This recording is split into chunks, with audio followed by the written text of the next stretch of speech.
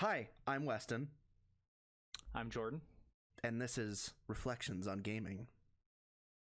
If this is your first time listening, great, because this is our first podcast. The point of Reflections on Gaming is, of course, talking about video games. But rather than trying to be topical, we really want to be talking about what gaming means to us in the broad sense.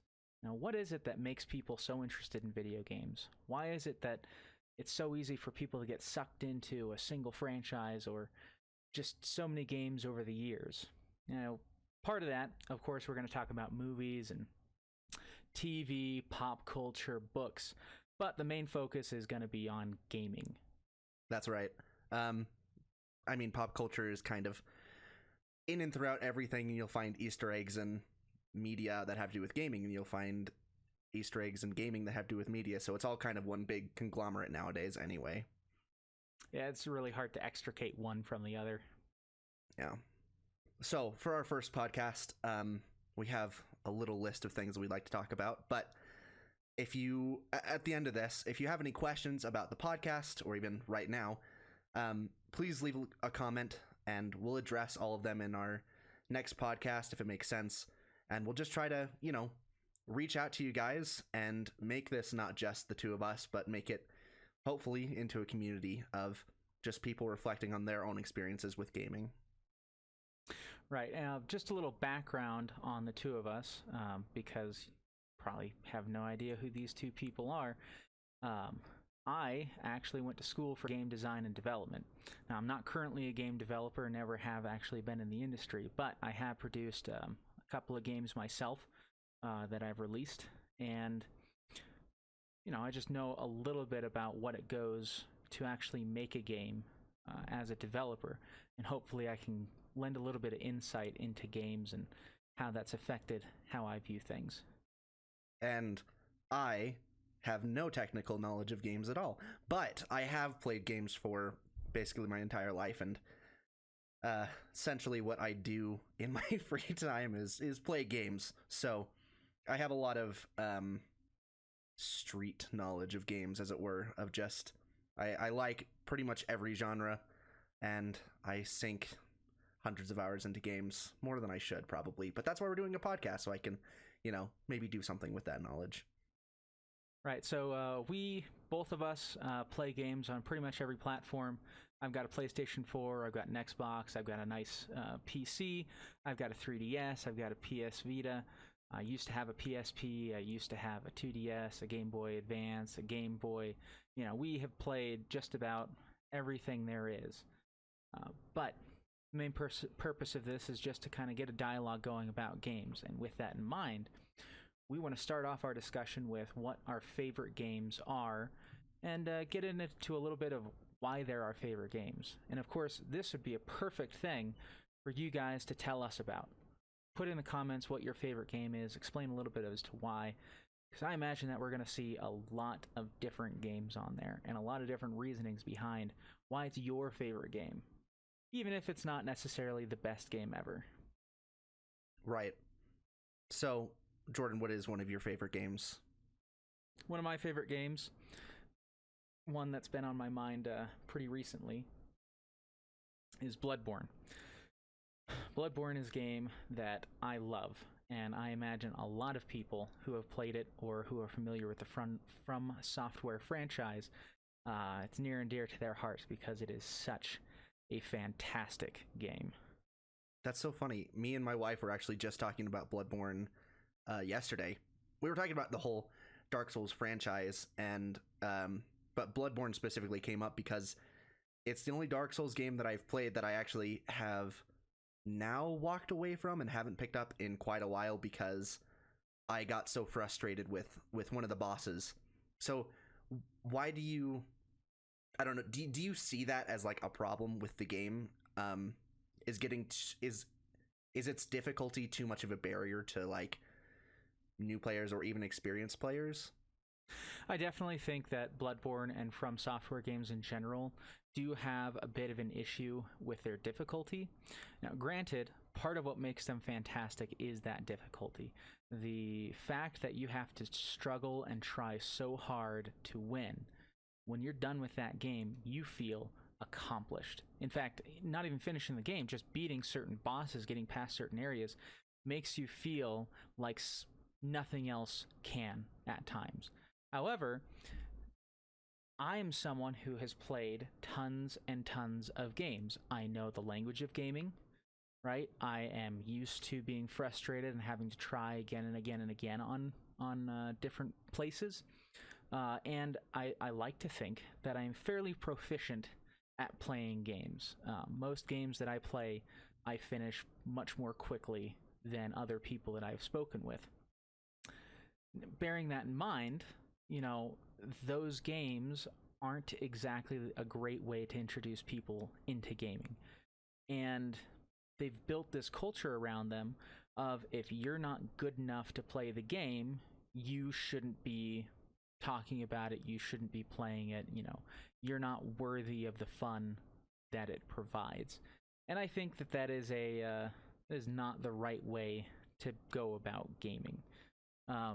But the difficulty is that as soon as you introduce a difficulty slider to a game, people are not necessarily going to get what the producers of that game, what the developers are trying to get you to get out of it. The best solution that I've seen is from a game like Celeste. And I'm sure lots and lots of people have heard of Celeste. Lots and lots of people know what I'm going to talk about, because if you have a good interest in gaming, Celeste, when it came out, was a gangbuster. Everyone was talking about it, did so many things amazingly. But the fact that it is one of the only games that has an assist mode is telling. The assist mode, if you are unaware, is a special option in the game that allows you to drastically alter the difficulty of the game in absolutely game-breaking ways. For example, there are spikes throughout the game, all instant death. In this assist mode, you can make it so that spikes do not affect your character. In several levels, that means you can just walk across and win. Right. That is not the way that the game is meant to be played. No, it's not. Giving the player the option and letting them know at the beginning, this isn't how the game is meant to be played, but if you aren't enjoying the game the way it's intended, here are some tools that can maybe let you enjoy it. That is brilliant, and that is a very humble take on the developer's part of, developers always think that they know how to give someone the best experience. And to take a step back as a developer after you've crafted this amazing system with all these absolute minute details, which Celeste has absolutely nailed, and say, if you don't like that, well, here's a suite of options that you can use to cater to what you like. That is a difficult thing for developers to do. Yeah, totally. I was actually not a sponsor, but the YouTube channel Rasputin just released a video like a couple days ago that addressed kind of that same thing that you're talking about, and he actually talked about Celeste. And I didn't know about Celeste's assist mode until watching that video, but I saw him like boosting all around that you never ran out of, your dash ability. And yeah, that really opened my eyes, because the From Software games, there isn't anything like that. Even there are no health buffs, or there's no cheat codes to get stronger weapons than you can get in the base game. The only option is to make the game even harder by starting out as the Cretan or whatever that starts out naked with the lowest possible stats. Well, From Software has thought about it a little bit, allowing players to use multiplayer to, in many cases, reduce the difficulty. But that's really a half step, because that requires you to have someone who's better than you playing for that to really be effective. And it also requires you to know someone who can get on with you. That requires them to have the game themselves. That requires them to have PlayStation Plus. That requires them to have the time and the wherewithal to actually play the game with you. So it's not like I want to say that From Software hasn't thought about this and that they're a bad development company, but I am aware that one of my favorite games is inaccessible. And it's inaccessible to a broad range of players simply because it's trying to bring about a kind of feeling that isn't possible without that high barrier to entry. And there's many ways I think that could be resolved. But until you see it put into practice and until it's tested, you don't really know. It's really easy, and I want to try to keep this in mind. It's very easy for people to complain about things. Mm-hmm. It's also fairly easy to suggest solutions to things without knowing the full impact of what that solution would entail. For example, if you take any kind of MMORPG and you take the scaling or fighting games or Destiny, card games like what's that big torch or game on what's it from League of Legends or Hearthstone? Hearthstone, that's right. Mm-hmm. Anything like that, if you change a single card, you can drastically influence how the game is played and how that affects players, and oftentimes it's unseen. And so when people are like, hey, this card sucks and it should be nerfed or it should be boosted, they don't recognize what that really entails. And that's why their proposed solutions almost never actually happen. And it's because what they think would be a good idea is actually a terrible idea. Yeah, no, for sure. I think that's definitely a much bigger deal in multiplayer games. You have to find, if things aren't balanced, people will stop playing your game if they become too unbalanced. Whereas for single player games, the same is kind of true, but people won't stop playing it necessarily. But I think it may have the ability to undermine conversations about the game. Because if you think about like a horror movie, right? If every horror movie had an option in it in the options menu to like remove all the the most scary parts, which are generally for most people who watch horror movies the best parts, if they start talking to somebody about that movie, those two people will have such drastically different experiences with that movie, and in this case with a game like Bloodborne, where if you can have like an easy mode, that two people might be playing the same game but have totally different experiences playing it that don't really mesh. Well, and it's even further than that. You talk about removing the scariest portions of the movie. It seems fairly obvious that a lot of the discussion about that movie would be lost. But take it a step back and say, okay, the movie is completely the same, but certain pieces of the soundtrack are gone. And those pieces are specifically the very low basses. Now, the reason that so many horror games have those low bass noises is because humans are pre-programmed to freak out more or less when they hear those sounds. It's not a natural sound, and so it puts you on edge. You watch an entire movie without that, and you might say, yeah, I mean, I watched that movie, everything was there, but it just didn't scare me. As opposed to another person that says that was the most terrifying movie I've ever seen. Those two people probably aren't going to be able to reconcile.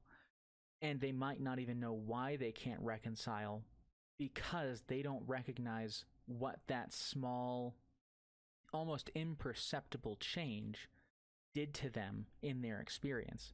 I think it'd be really interesting to play Bloodborne, Dark Souls, Sekiro, with some kind of trainer, and if you don't know what a trainer is, it's a PC program that lets you modify certain elements of a game, usually making it easier. Mm-hmm. If you were to, in your first ever experience, play the game with a trainer, that made the entire game significantly easier, just increasing your health, increasing your damage, reducing the amount of time that it takes to do certain things, would the game be as good? And let's say that it's someone who is not used to playing games, so they're already at a lower level. And this trainer makes it about as difficult as it is for me, someone with tons and tons of experience. With that shift in difficulty, are they still getting the same experience? And I would say no, but considering I've never actually, put that to test, I can't say. But I do think that it's a real tough thing, and the real answer is, don't get a fat head just because you're good at games. Don't think that you're better than other people because you can, enjoy Bloodborne and other people can't because they can't get through it. Because I can't get through games like The Sims. I can't get through games like, Animal Crossing because I find it completely inane and super boring. But that doesn't mean that the game is bad. It just means that my taste is different from the people who really enjoy that. But I think we've talked about one of my favorite games enough for now. Let's get to you. What is one of your favorite games of all time? Well, ironically, I'm going from not that accessible to like probably the most accessible game that is existing currently, and that's Minecraft. It's no secret to you that Minecraft is something that I periodically go back to over and over and over again. I've played it since I played it since it was an alpha. A couple years before it ever got officially released in 2011. I shelled out to go to Minecon in 2011 for the official release of the game. I was like nuts about this game. I've sunk well over probably like 2,000 hours into Minecraft, and it shows no signs of slowing down because I've recently been on a kick playing it again and playing on servers, playing single player, playing custom maps that people have created online. And those are the things that make it one of my favorite things, is that however you want to play Minecraft at any given moment, you can. Do you want to play a horror game inside Minecraft? There's a mode for that. Do you want to play Hunger Games? Do you want to play, the Hunger Games in Minecraft? There's a server. There's like hundreds of servers for that. Do you want to play mini games with 50 other people? Do you want to play one-on-one with your friend on a survival world? Do you want to build a castle in creative mode? Everything you could possibly want to do, you can do. And even in the base game, even though it's a sandbox, there are specific objectives to get to the end and defeat the Ender Dragon, and then to get to destroy the Wither, to build a beacon, build a pyramid. So there's just so much to do. And one of my favorite things to do, what I've been doing more recently, is there's a game mode on one of the servers called MineZ that's essentially like The Walking Dead.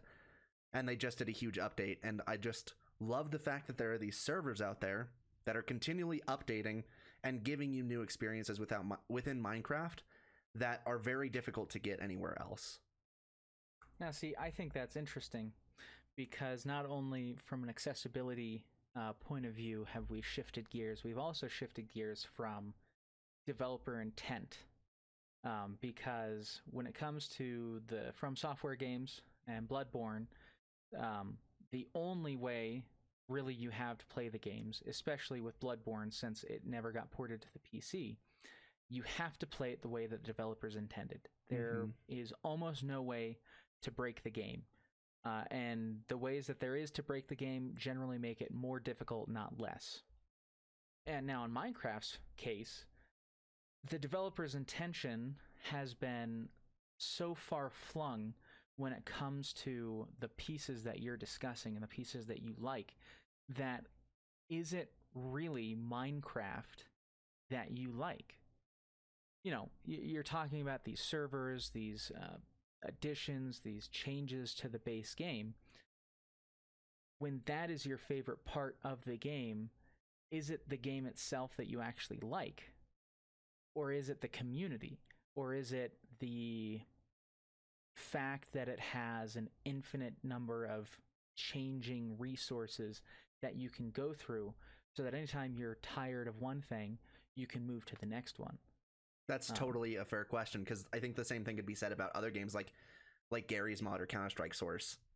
People like Trouble in Terrorist Town. They don't just like I mean, some people do just like Garry's Mod, but most people don't just like Garry's Mod. They like the games within Garry's Mod. And I think the same is true of Minecraft. Is, you know, the vast majority of people that play Minecraft probably play on servers a fair amount of the time and take advantage of what other people have turned Minecraft into the different games within the game. Well, and even further than that, even the people who play vanilla Minecraft, whether it be in creative mode, survival mode, whatever, they tend not to play the game to beat the Ender Dragon, right? They have some ulterior motive that they're trying to accomplish within this world. Even me, when I play Minecraft, my goal is never to just play the game as it's intended. My goal is to survive and create something that I think looks cool. And people have done that. There was recently a video that came out. A person has spent a good amount of time creating a program that allows him to recreate the Earth in 1-to-1 voxel scale inside of Minecraft. Gosh. That's crazy.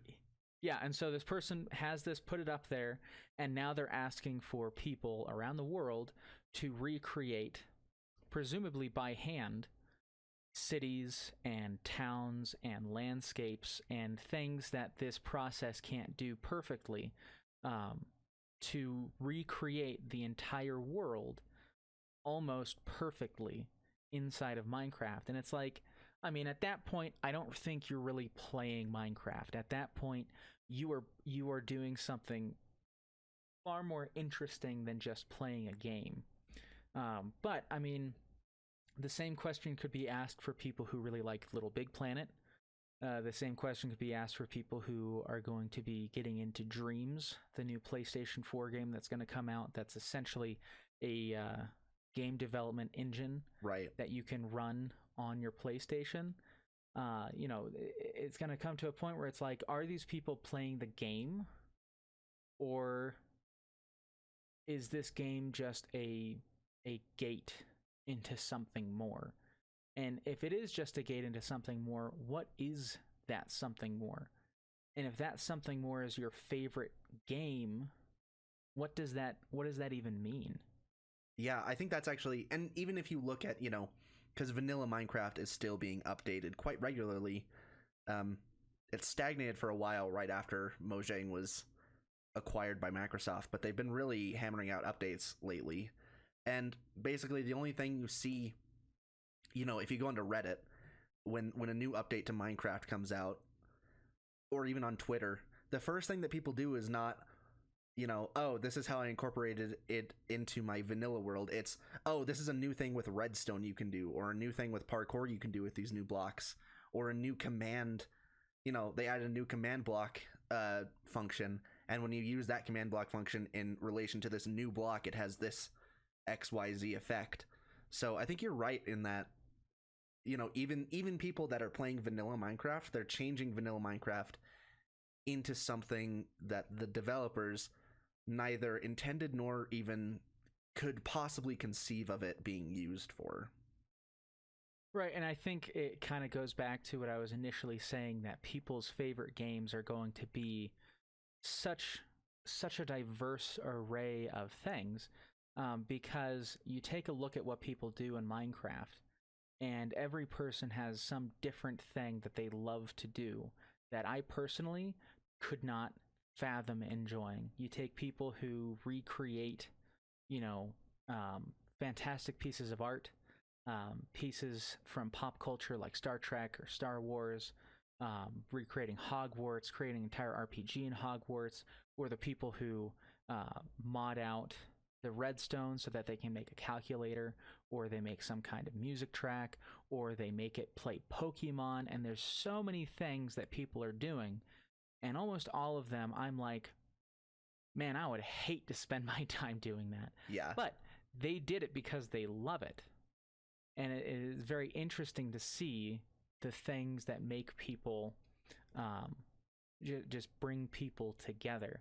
An interesting thing that I actually was taught while I was in school is that there's a number of different methodologies that people use to categorize people who play games into 4 fundamental groups.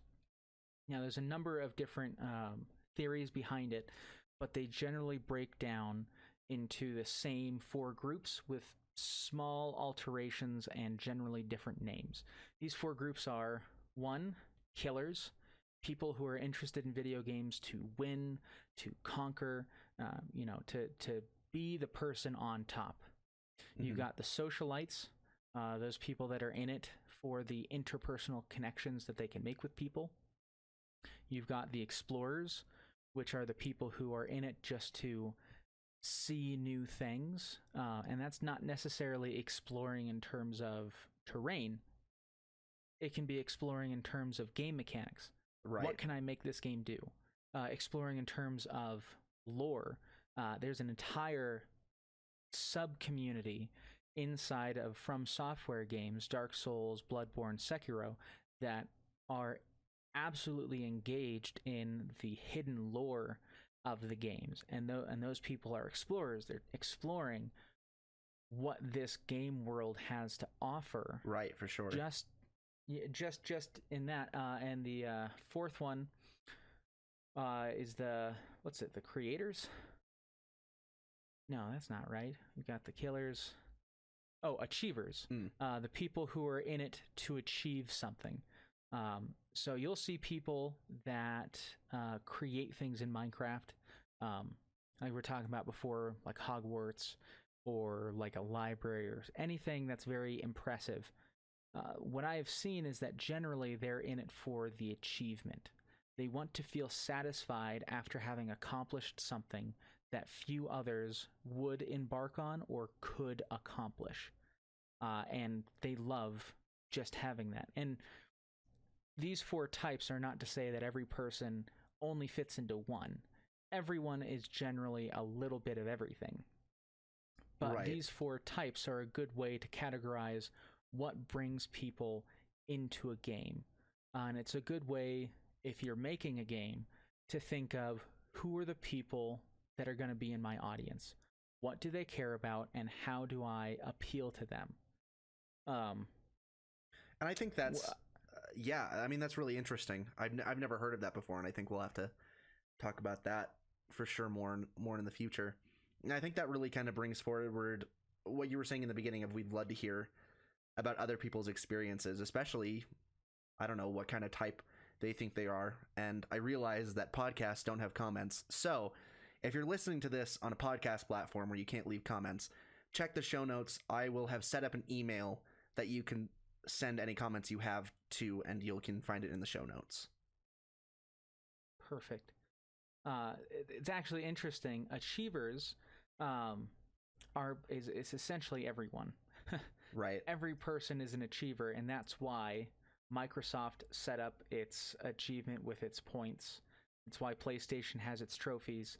That's why Steam and so many other PC platforms have some way of tracking, you have accomplished this, and this is the percent of other players that have accomplished it. And it's just because humans innately love to see that they have done something and to be rewarded for it. But I think that in our discussion of our favorite games, we have been talking about games that are fairly mainstream, right? Mm-hmm. Things that everyone has either heard about, played, or can understand, yes, that is a very good game. Right. To get into the idea of people really having different preferences and not being able to really nail down why one person likes something, let's talk about your most controversial favorite game. What's a game that you love that most other people hate, or at least don't enjoy? Oh man, that's really tough. Unfortunately, I think I'm more of a mainstream kind of gamer.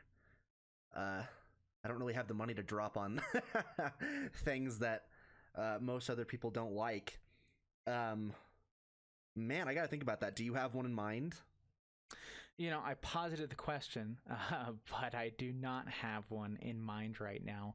Actually, what generally comes to mind is movies.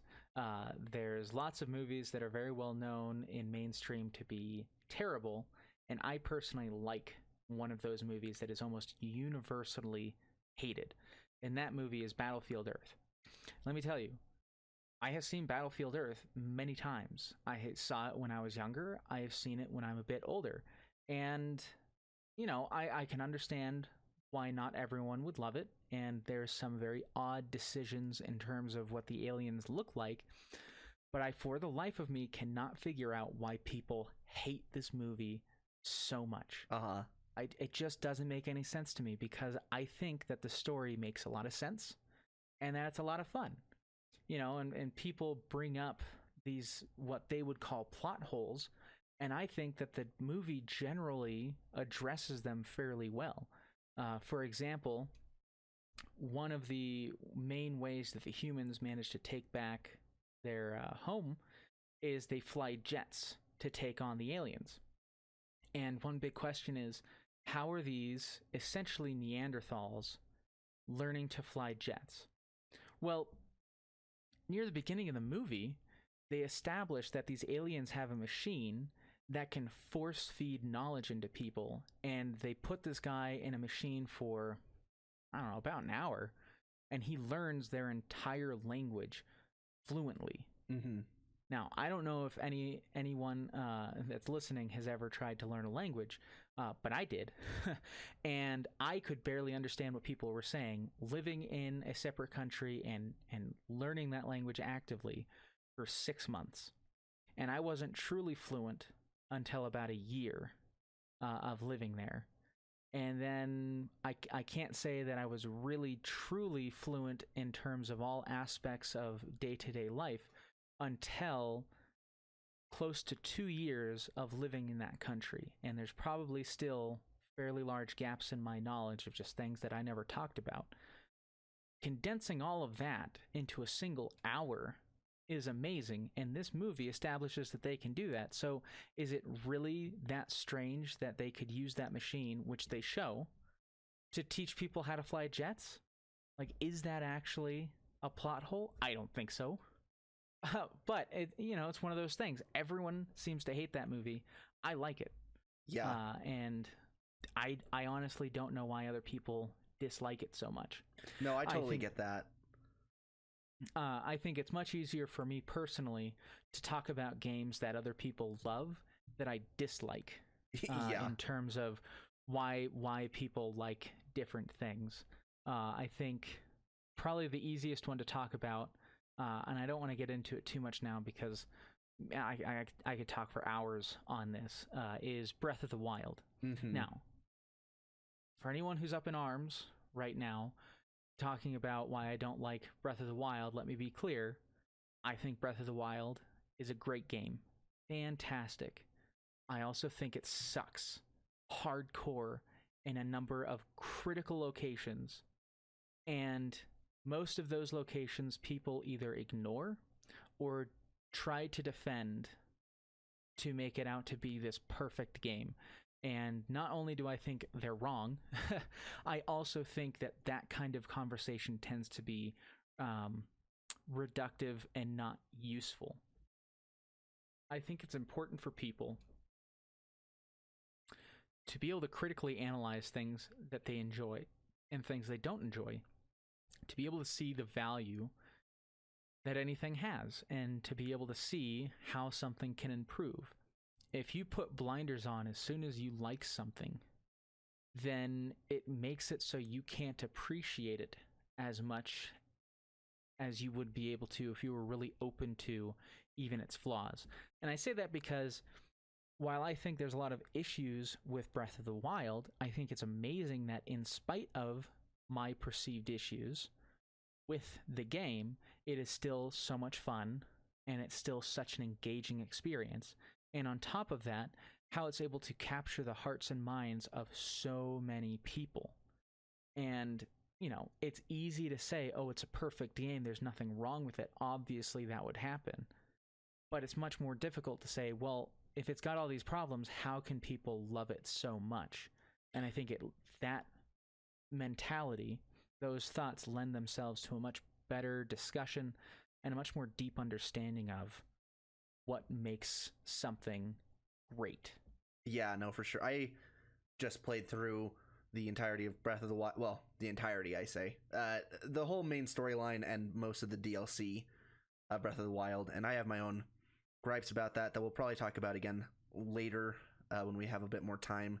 But I get what you say, and I actually think I have a pretty good example of a game that everybody likes that I don't like nearly as much. In fact, a set of 3 games that people like a lot, and one game in the same franchise that I think gets shunted out of the conversation that I think is better than all 3 of the other games that people love. And those games are the 3D Mario games. Is that I think Super Mario Sunshine is better than Galaxy, Galaxy 2, and Odyssey. And I won't go into I won't get into all the reasons for all the games, but I see people consistently saying that Super Mario Galaxy is their favorite 3D Mario game, and I just don't get it at all because I've played it, and it's just, I don't think the whole gravity thing was inventive enough to really separate it from Mario 64 and Mario 64's legacy, which isn't bad because Mario 64 was revolutionary for the platform genre and it is a very good game.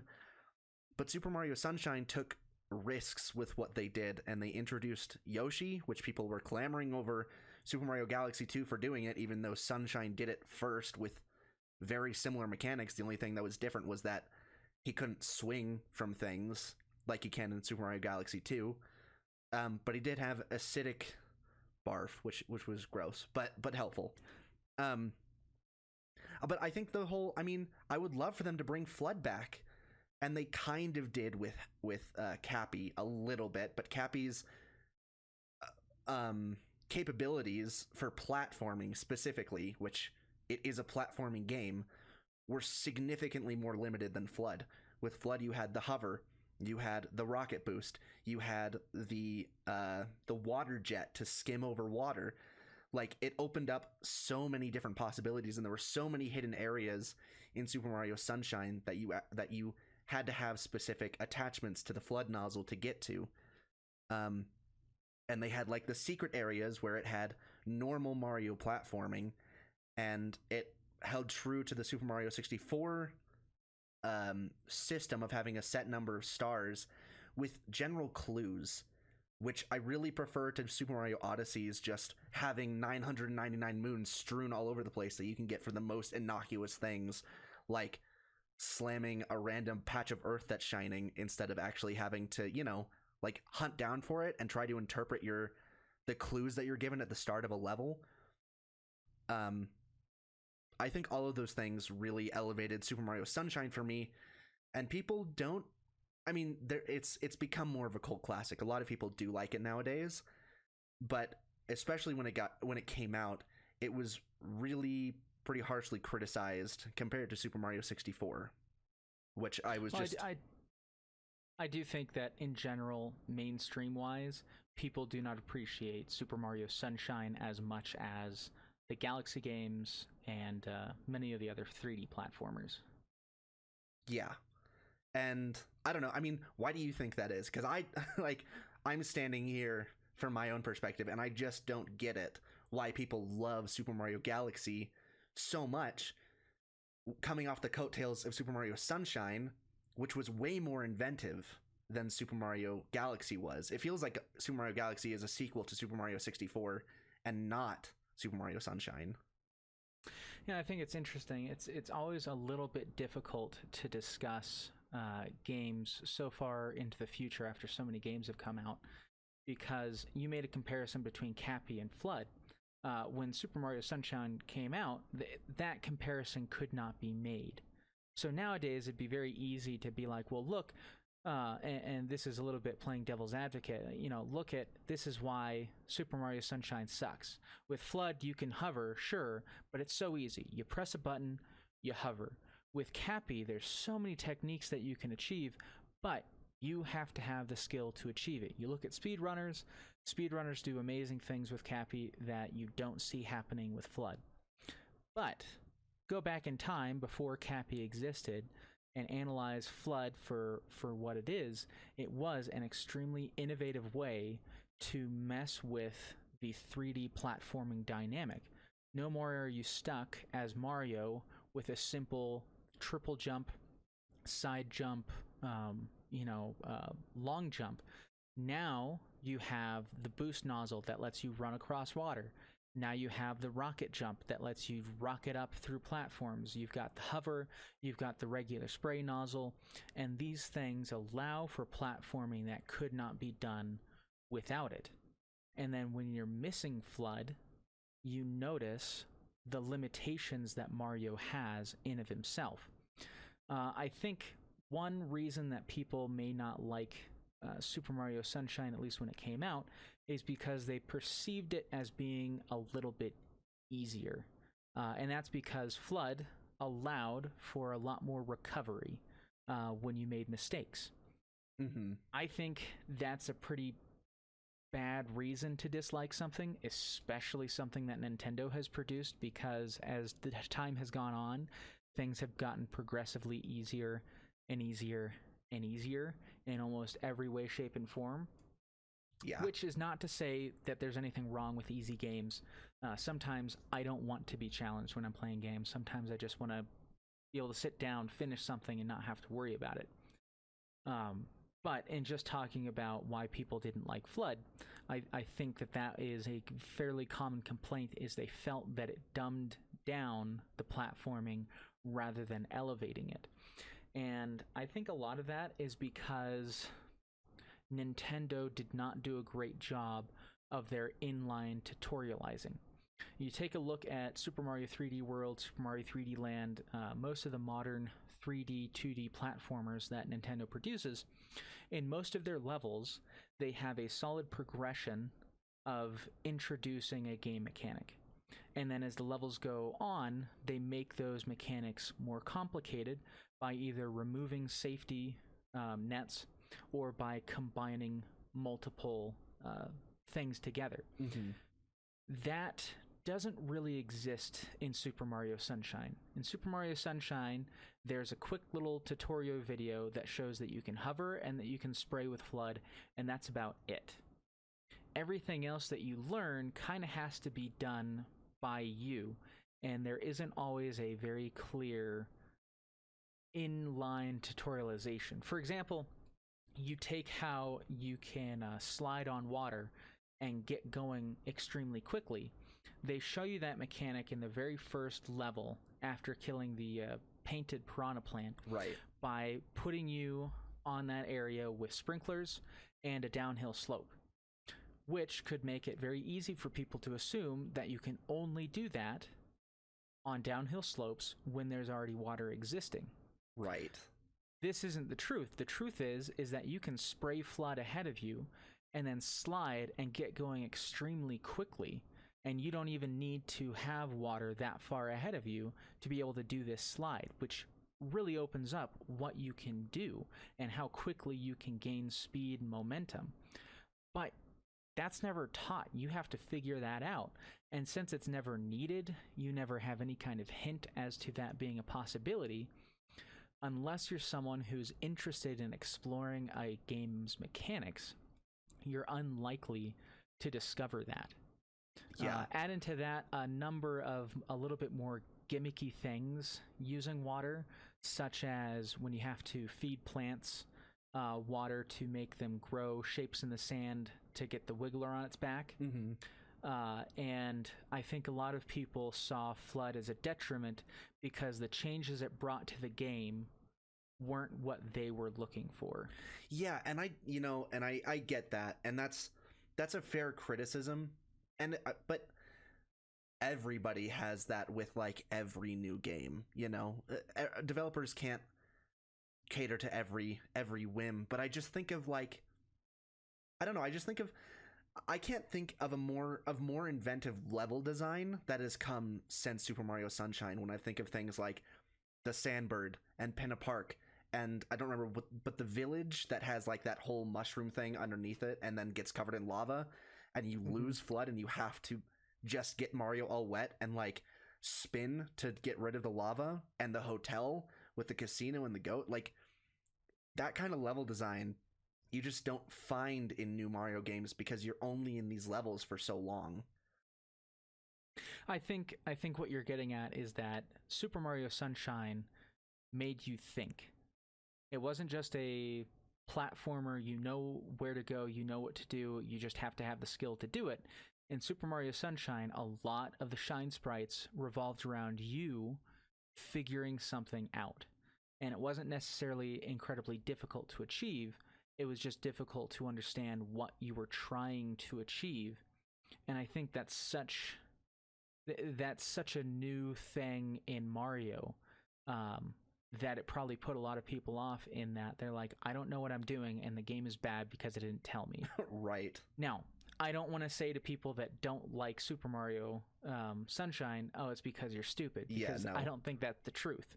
But I do think that it's just that it's something that we could delve into later, which is, in almost every game series, there is some kind of change between the first entry and the second entry.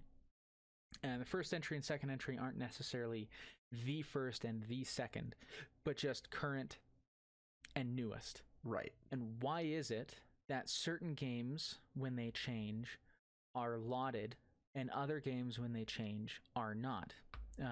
I did just think of one game that I very much enjoy, like a lot, that generally wasn't received super well, and it's Darksiders 3, the third installment of Darksiders series. Mm-hmm. When it came out, well, first some background of the Darksiders franchise. The first game was called a Zelda / God of War ripoff because it had visceral combat and puzzles. And I don't know, I think it's silly that people are always looking at things and saying that's a ripoff, when generally any good game takes inspiration from other good games. Yeah, no, for sure. That's a story for another day. The second game, very much in line with the first one. However, the first one was very linear and locked you into not necessarily corridors, but it was a very linearly structured game. You didn't have much choice in where you went or how you accomplished things. You just had to figure out how to do it and do it. In the second game, the combat was very similar, but it was much more open world. You could make decisions as to what you were going to do next, how you were going to accomplish it, and it had some semi-Diablo / RPG elements in that you could buy new techniques, and enemies would drop items, you could loot items to increase your stats. In the third game, it went back to the first game in terms of there's no more loot to pick up. You have predefined weapons and whatnot, and you can upgrade them in a linear fashion. But it also kind of piggybacked off of the Dark Souls-like combat of when you press the attack button, you're committed to that attack. When that game first came out, people did not like it. Yeah. There was so much complaining from the community at large that they patched in an entirely different combat mode. Now, this different combat mode isn't that different. They buffed your health, reduced the damage you take, and allowed you to dodge cancel out of attacks. Mm-hmm. I played the game post-patch. I did not play with the new style. I played with the old style, the original, the way that it was intended, and I loved it. It was definitely different from the first and second game, but I did not find the combat to be off-putting, and I thought that it made sense in the greater scheme of Darksiders. Now, obviously, it's not necessarily what people who are interested in the franchise wanted, but as someone who played the first and second game, and I would consider myself a fan of the franchise, I thought it was great, and I don't understand why there was such pushback. The biggest issue I had with the game was some general instabilities in it, and there was a number of times where it crashed on me, and that's really the worst thing that I had to deal with. As for the story, the voice acting, the sound effects, the music, all these things, I thought it was fantastic and that it was absolutely in line with what I was expecting from a Darksiders game. But there was so much pushback that the producers allowed for a change in the game. And I just think that's very interesting, especially considering the fourth game that has already come out has also changed up the way that the game is played drastically. It now has a locked camera instead of a free roaming camera. It's at a angle that makes it look very Diablo-esque. Interesting. You can change between two characters, and it's a linear story structure of you actually have chapters that you go through instead of it being just a normal you progress through the story and whatever's next is whatever's next. Right. You can select chapters, you can go forwards, you can go backwards. There's side missions that you can do. And I also think that this game is fantastic and it feels very much like Darksiders, but it's much more different than number 3. And there's nowhere near the pushback that the third installment has. And I just think it's very interesting how changes, both small and significant, can elicit such different responses from the target audience. And it's very difficult to gauge whether people will like something or not. Yeah, I think I think that's something that like when you take something that's familiar and you change it just a little bit, I think people may be more inclined to be upset about that than when you make a complete overhaul that is not familiar at all, right? And I think that's like just at large, because I think that's kind of what happened with Breath of the Wild. I think I understand what you're talking about, and I do think that has something to do with it. But I think there may be more to it than just that, because you'll see sometimes a game will change things fairly drastically, slap a different, word after the main title, and it's like, okay, this isn't part of the main franchise, so that's why it's so different, and people are more inclined to not get up in arms around it. But there's also times where it's definitely a main entry, and people still don't mind that things have changed so drastically. One example would be the Final Fantasy series. You've got essentially every Final Fantasy game drastically changes the story, the setting, the characters, and the combat system. You just look at 7, 8, 9, and 10. Right, they're totally different 7, games. you've got materias. 8, you have junctioning. 9, you have the equipment. And 10, you have the tree, the skill tree. You've got the skill tree and you've got equipment. But it also, each one changes how the dynamics of each battle go. And then between 10 and 11, you go from a regular RPG to an MMORPG. Mm-hmm. And then you go from 11 to 12, and suddenly it's semi-real-time combat. You only control one character. Yeah, and everybody else is automated. And is automated based on gambits. And in spite of all that, everyone loves most every one of these games. Right. And if you don't like one, it's not your favorite, you still appreciate that it's got its good parts. But then you go to 13, and suddenly 13 is the straw that broke the camel's back.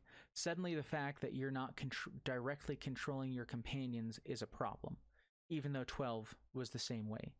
Suddenly having your characters move around the screen is a problem, even though 12 did the same thing. Yeah.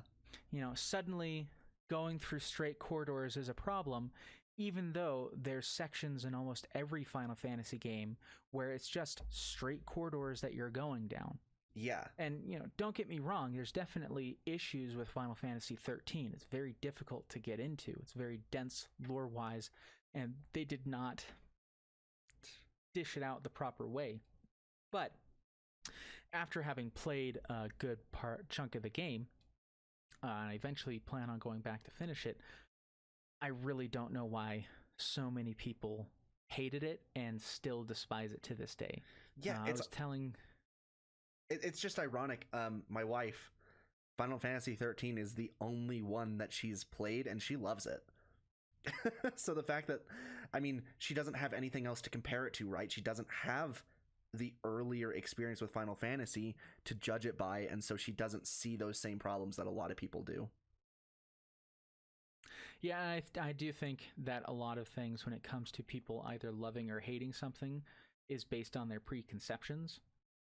But definitely something that we can delve into another time in terms of just there's so many examples, there's so many things that I'd love to get into. But before we run out of time, I would love to actually talk about something semi more topical. Yeah, something timely. I don't want to delve too much into the specifics of this. I'd rather talk about a larger discussion surrounding it. But if you are inside of kind of gaming culture, you have probably heard about The Last of Us and The Last of Us 2, which is coming out in a couple of weeks. And you've probably... sorry. No, go for it. And you've probably also heard about the massive leak that occurred for The Last of Us 2 story elements. No spoilers, by the way. This is a no spoiler warning. Neither of us have looked at the leaks, so we don't know what's in them. We just know the fallout from it, and that's what we're going to talk about.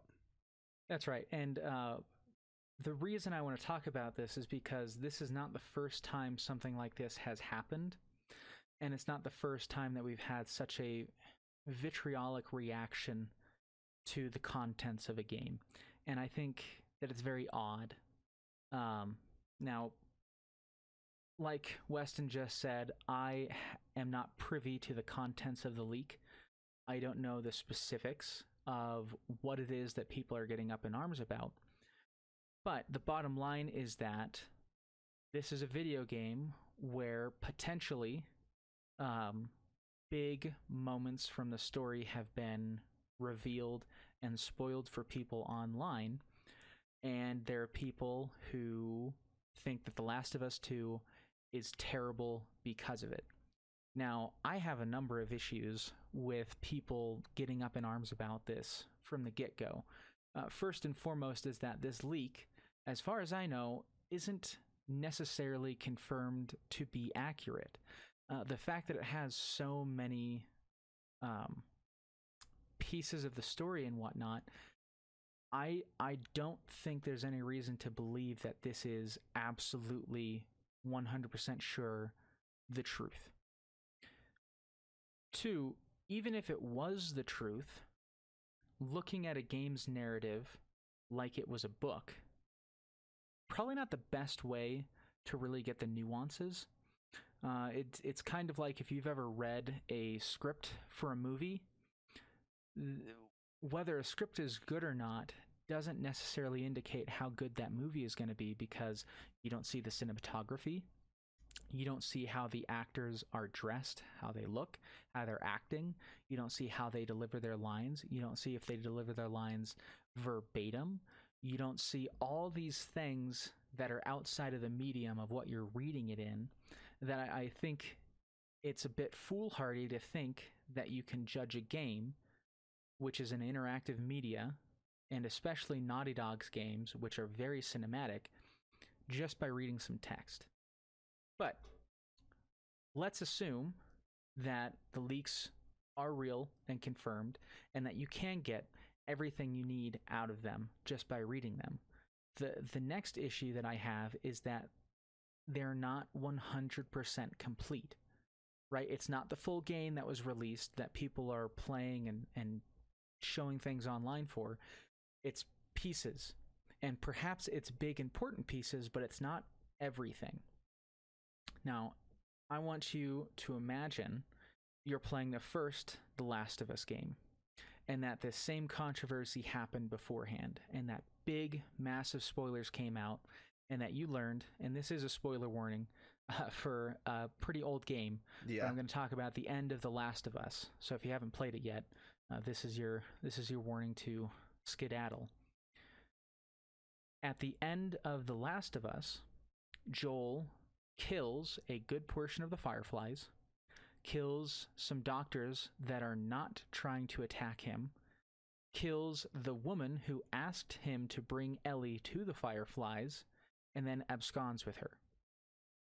Now, this scene makes complete sense if you have played The Last of Us. It makes sense because you've seen who Joel is, who Ellie is, how their relationship has grown over the year or so that the game takes place. And critically, you know that if Joel doesn't do this, Ellie will die and he will, in effect, lose his surrogate daughter. Again.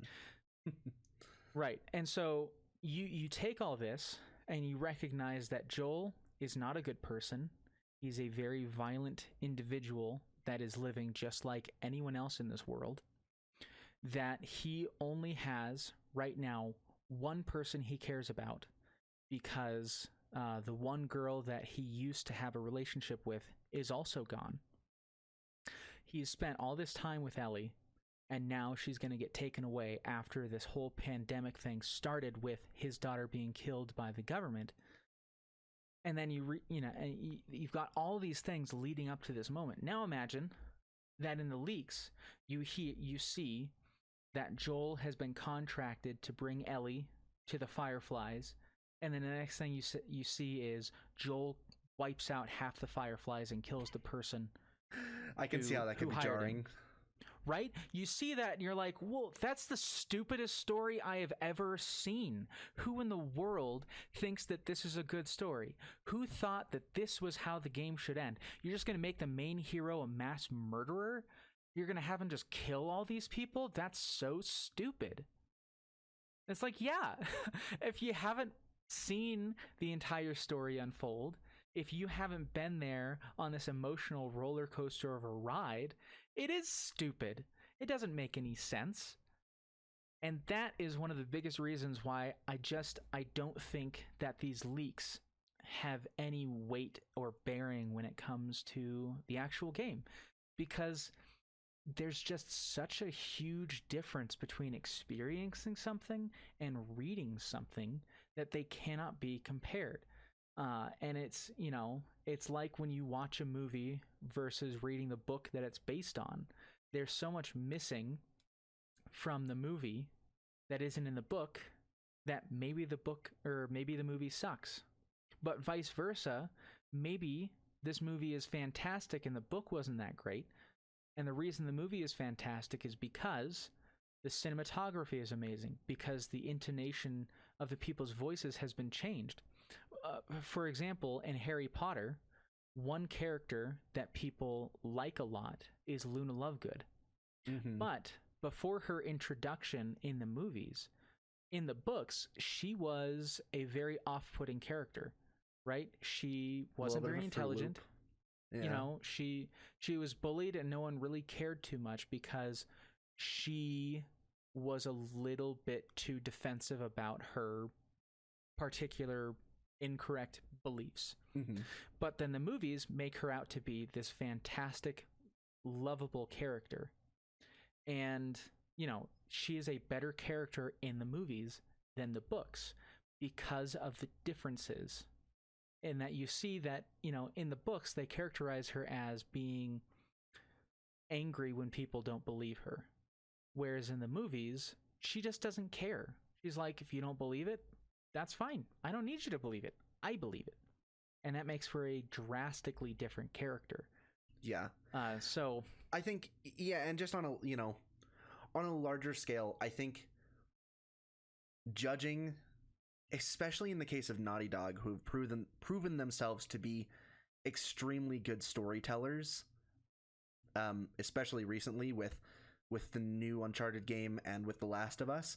Those games are just lauded for their storytelling, among other things. Great, sound design, great gameplay. I think it does a disservice to Naughty Dog. And this is one of the reasons I haven't looked at the leaks, because I don't know when I'm going to play The Last of Us 2, and I don't really mind knowing some things, but it does a disservice to them to look at the leaks and have my opinion of the game colored by possibly inaccurate and definitely incomplete information, like you were saying. Right, and I also think one thing, and again, this isn't necessarily spoiler territory because neither of us have seen the leaks, But one hot topic that I have seen come up a number of times is the idea of Naughty Dog pushing some kind of agenda. And currently, what that really means is having LGBT characters and portraying them in not necessarily a negative light. That is essentially what pushing an agenda boils down to right now. And first of all, I think that's silly because in The Last of Us, they already had DLC where it was very explicitly stated that Ellie is a homosexual. So if something comes about, revolving around that in The Last of Us 2, like, did you not play the first game? Did you have some issue with it then? Because this is not something that's different. I also think it's very odd, and this is coming from someone who has some how's the best way to word this? Religiously, I have some personal quabbles with the whole LGBT lifestyle. I do not think that people who engage in that lifestyle are any worse than anyone else. I do not think that it affects my perception of them in any way, and I don't think that media that portrays them is any less than media that does not portray them. Yeah, I just think it's... my wife and I were talking about this, and just as a disclaimer to anybody listening, I am a bisexual. So seeing that representation come into games more, we were talking about it, whether it is more one-dimensional, if it's put into the game, it's kind of paving the way for things like that to get better representation, and not just in positive light, but for it to just be like a normal thing.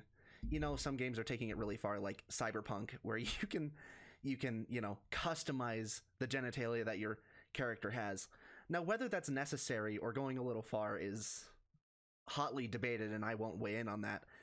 But, as things like that become more normalized, you can start making any character who has any affiliation, whether they're a protagonist, a side character, an antagonist, somebody who is a protagonist that becomes an antagonist, like all those things, you can just incorporate it, and it won't be that token gay character anymore.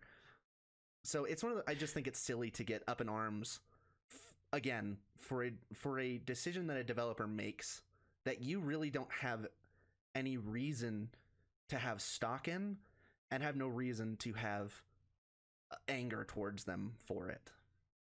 Right. I think for me personally, it usually boils down to I don't care what a character's sexuality is in any kind of media, but if you're going to push their sexuality, it has to have some kind of meaning.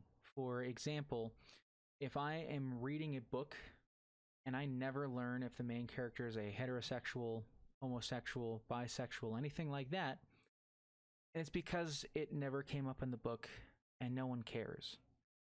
Is that character homosexual? Is that character heterosexual? Doesn't matter, right? Because it's not part of who they are. If it is part of, it's part of who they are, but it's not pertinent to the story at hand. Right. In The Last of Us, it seems to be hinting at, in the trailers that I have seen, that Ellie has a relationship with a woman, and this relationship is destroyed, presumably because her girlfriend is killed or tortured or taken away or something along those lines. Now, if that is true, then I don't see why that would be any less compelling than when a dude has his wife taken away or girlfriend taken away, like is represented so many times in movies. Like, the fact that their sexual orientation is different doesn't affect the feelings that that character has for their romantic partner. And I don't think it should change my view of the actions they take. So if I would be like, oh yeah, this is going to be such a cool revenge tale because a guy is going after the people that killed his wife, why shouldn't I do the same thing when a woman does that versus a group of people that took away her wife or her girlfriend? Like, There's literally no difference in my mind aside from one tiny thing about a specific character's sexual orientation, and I think that that's incredibly odd. Yeah, and I mean, and that's the thing is like if people are complaining, is like, oh well, you know, the first game, the base game, not including the DLC, is like it was never mentioned. Yeah, she was a 14-year-old girl. There was literally, and it had no role to play in the story whatsoever. But and then you look at other media, right? Like Voltron or The Legend of Korra, where it's like they just throw in that this character has this sexual orientation, and then it's never brought up again until like the very end of the series. Or in The Legend of Korra's case, it's not even introduced until the last 5 minutes of the entire series. That is a problem, and that is the token gay character for no reason. But like you're saying, this in The Last of Us 2, it plays a major role in the story. It's important, or at least it seems to. Yeah, and I mean from the trailers, right? From the trailers, it's pretty clear that it's kind of like she's just finding out that she has these feelings, and she and this girl get together, and then something seems to happen to her, right? That it's an important, and that's kind of what sets the whole game in motion.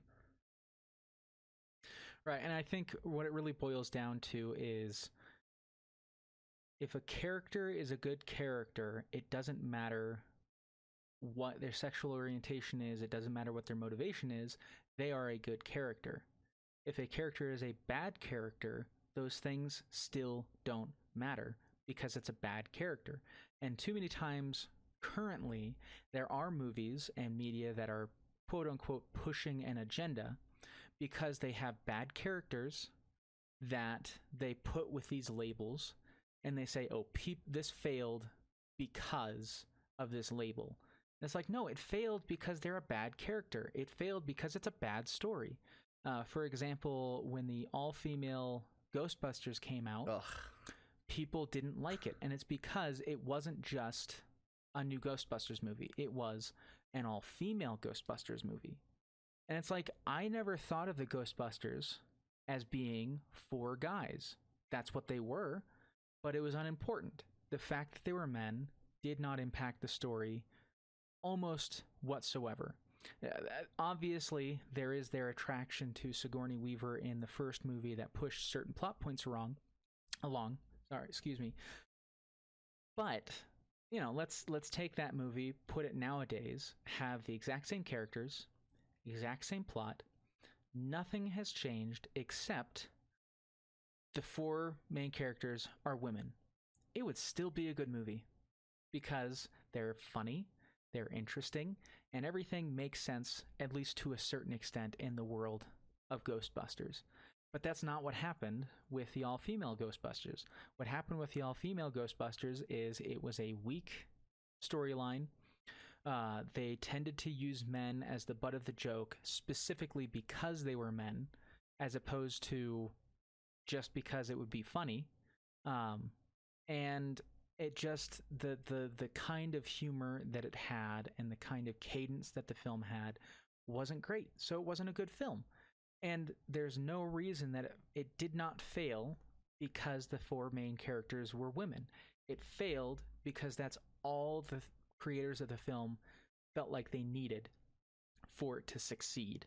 Yeah. And that's just not how it works. And like you said before, Naughty Dog has pretty much always done a good job with having a solid story. Story hasn't always been super deep, hasn't always been, the most amazing adventure ever, but it's always been solid. You've got Jak and Daxter, great story, makes sense, fun characters, everything makes sense in that world. You've got Jak 2, suddenly things get much darker, but it's done in such a way that it's believable. The main character suddenly becomes, a kind of foul-mouthed bad boy. Well, you might too if you were tortured for 2 years. It makes sense. Yeah. It doesn't feel like his character has just been shifted for no reason. It makes sense that this really kind, nice young man would change his outlook on life after he has been tortured for 2 years. And then in the third one, when he becomes a bit more hopeful, but he's still jaded, You would be too if you just saved an entire city and then kicked they you banish out. you Yeah. to die, right? Yeah. Then you've got the Uncharted series. Granted, I personally think that the story is fairly weak until the fourth one.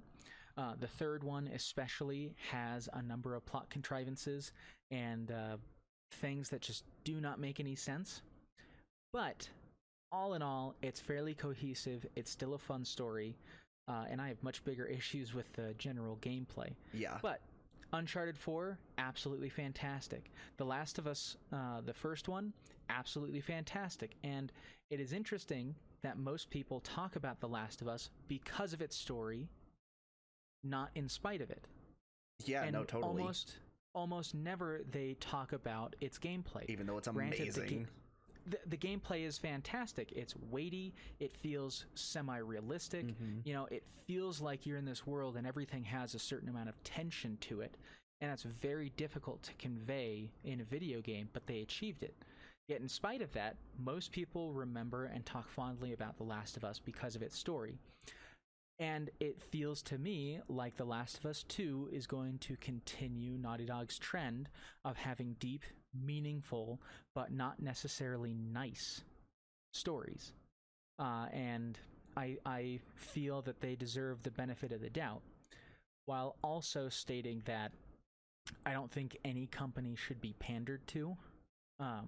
Personally, I am a big fan of Sony currently. I think that they are pushing the right things. I think that they have been going in the right direction in terms of the developers that they're supporting and what they're trying to do with their brand. But as soon as that changes, I'm jumping off the bandwagon. I do not have any loyalty to them. I just happen to like them right now because they are catering to specifically what I enjoy as a consumer. No, for sure. I just think, I think it's better to if you give developers the benefit of the doubt, they especially at places like Naughty Dog, right? Or Square Enix even, or even better, Capcom, they have especially recently, shown that they care about the games that they're putting out, and I will play their game before jumping off the bandwagon, and I'll give them the benefit of the doubt, even if other people are saying, oh, there's this and this and this that make it terrible. I'm going to find out for myself, and I'm not going to just go off of incomplete, possibly inaccurate information before making that judgment for myself. Well, and I do think it goes back to what we were talking about to begin with, which is everyone has different tastes. And even if everyone else in the world hates a specific game, that doesn't mean you will. And I think a game that both of us can agree we have a great time with, even though we can agree it's not a great game, is, speaking of Capcom, Resident Evil 6. Yep, totally. You and I played that together in co-op and had a fantastic time. It's balls to the wall action 100% of the time, regardless of what campaign you're in, and it's just super fun. And it's such a crazy game that has almost nothing to do with the previous games, and we don't care because it's a fun game. Like, it doesn't matter that it's from a survival horror franchise and there's like no horror whatsoever. Who cares? It's fun. And it's a good time, and it's not like Resident Evil until recently has ever had that great of a quote-unquote serious story. Yeah. So no. Even more recently, for me personally, Resident Evil 3, a lot of people in the Resident Evil community are not happy with how that game has turned out, and I played through the game 3 times in quick succession because I liked it so much. So really there's... I think it comes down to, we live in a very interesting time where it's very easy to create a bandwagon for people to jump onto. It used to be, when the internet didn't have all these forums for people to complain on, you couldn't know if you would like a game or not without playing the game yourself. Granted, you could have a magazine or two that you subscribe to that could kind of color your perception, kind of give you some insights and if you put some trust in them, you might choose which games to give a chance versus others. But nowadays, anyone and their grandma can get on and discuss gaming. I mean, you and I are just deciding to do this podcast because it's something that we're passionate about, and it's something that we love to talk about, and that we want more people to be involved in. But that doesn't mean that we are any more correct than anyone else. But with any hot ticket item that people are excited about, it's really easy to set people off and take them in a direction that is not necessarily conducive to discussing things in a civil manner. I mean, The Last of Us 2, before the leaks came out, everyone thought it was going to be the most amazing game ever.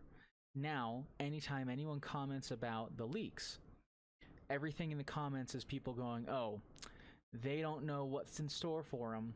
Oh, they don't know how bad this is going to be. This is going to be the worst game of the year. This is going to be a garbage fire. This is going to be the worst thing ever. And it's like, you haven't even played the game. You don't know anything. And it's amazing to me that people have made such a concrete decision about whether something is good or bad before they really know the whole truth of it. Yeah, I agree. And I think that's a pretty good place to end this off. So to everybody listening, if you enjoyed this podcast, or if you didn't enjoy it, or if you have any suggestions for how we can do better, please leave a rating and a review on whatever site you're listening on, whatever podcast you're listening on, or if you're listening on to this on something else, let us know in the comments. It really helps get the word out about our podcast and helps us grow, and it helps us keep making stuff. I'll say that right now this is definitely a passion project. We're doing this because we're interested in it, but it always helps when other people are interested in it as well. And of course, we said that we'd really love to start a discussion about these things, not just between the two of us, but with the greater gaming community at large. So if you want to get in on the conversation, send us an email, write down those questions, and we'll find a way to incorporate it into our discussions in the future. Yeah, and we will talk to y'all next time we make a podcast. We're still working out the kinks on the timing, but you'll know. You'll know. All right, that's been Reflections on Gaming. See you next time.